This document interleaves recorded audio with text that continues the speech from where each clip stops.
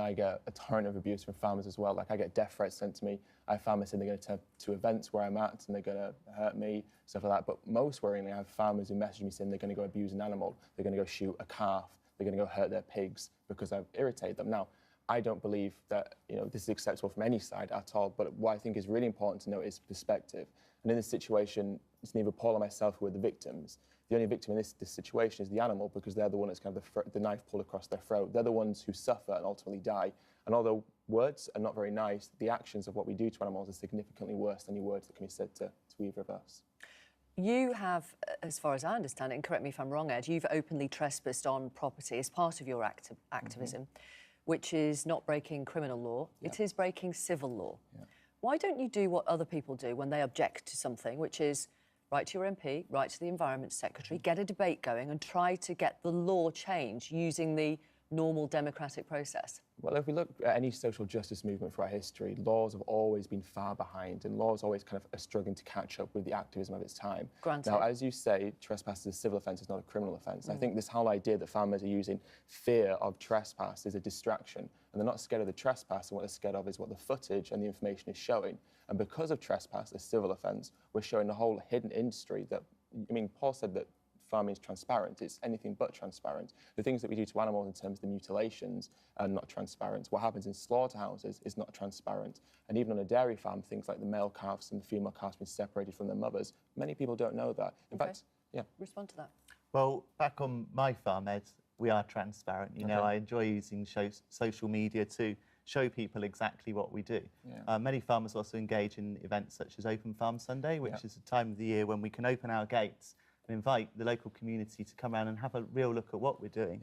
What I would suggest is that activism is perhaps discouraging farmers from doing this. So although you may ask for an open, transparent way of looking at farming, when we do provide this, the counter effects that we receive is the distressing instance I've just told you about. I mean, do you show the people that come to your farm things like the artificial insemination? Do you show them what happens to the calves? Do you show them the pens they're kept in for up to 8 weeks at a time where they're not allowed to see their mums, they're not allowed to nurture, they're not allowed to socialise? Do you take them to the slaughterhouse as well and show the knife being pulled across their throat? Or do you keep that bit hidden and just show kind of the cows grazing and being fed? I like to think that we show everyone the full spectrum of farming. Do you, or you either do or you don't?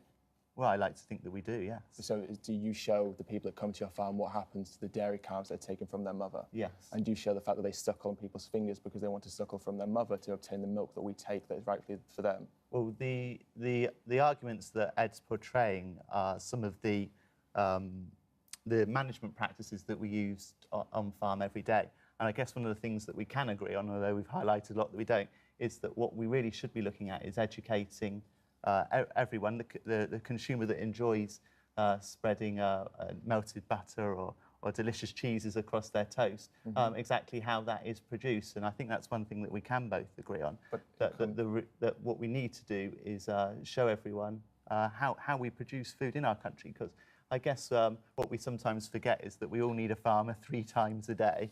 And the truth is that 98% of people enjoy consuming cheeses and butters and yogurts. So let's get out and show them really how that is properly done. Ed, coming back to you, I mean, this footage is online. If people want to see it, they can see it.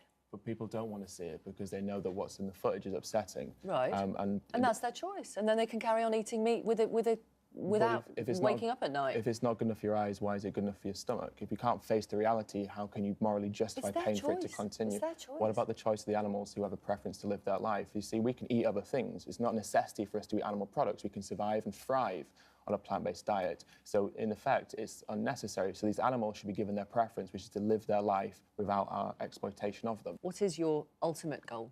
So the world that we want is ideally a vegan world. So that's a world where people understand that the exploitation of animals is unnecessary and has no place in contemporary society.